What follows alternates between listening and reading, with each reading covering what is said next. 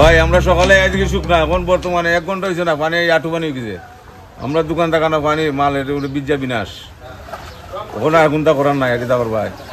গত কয়েকদিন যাবৎ ভারী থেকে অতি ভারী বৃষ্টিপাত হওয়ার কারণে সুনামগঞ্জ জেলার কিছু কিছু পয়েন্টে নদীর পানি বিপদসীমা অতিক্রম করেছে, বিশেষ করে ছাতক পয়েন্টে এবং সুনামগঞ্জ সদর পয়েন্টে, এবং শহরেও কিছু জায়গায় প্লাবিত হয়েছে। এজন্য আমরা যে আশ্রয় কেন্দ্রগুলো রয়েছে, আমরা দুর্যোগ প্রস্তুতি কমিটির সভা করে মোট 516টি আশ্রয় কেন্দ্র প্রস্তুত রাখার সিদ্ধান্ত নিয়েছিলাম। সেই অনুসারে আশ্রয় কেন্দ্রগুলো খুলে দেওয়া হয়েছে।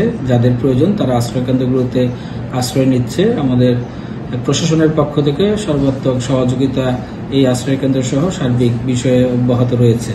তো পানির এই উন্নয়ন বোর্ডের যে পূর্বাভাস সেই এবং আবহাওয়া অধিদপ্তরের যে পূর্বাভাস সেই অনুসারে নদীর পানি বৃদ্ধি পেতে পারে। তো সকলকে সতর্ক থাকার আহ্বান জানানো হয়েছে এবং ত্রাণ কার্যক্রম চলমান রয়েছে। কোন কোন এলাকা প্লাবিত হয়েছে?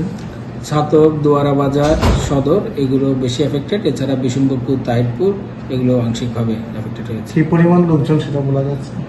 যে আশ্রয় কেন্দ্রগুলোতে আসলে কি পরিমাণ লোকজন উঠেছে আমরা গণনা করছি, এই মুহূর্তে ঠিক সঠিক সংখ্যাটা বলা যাচ্ছে না।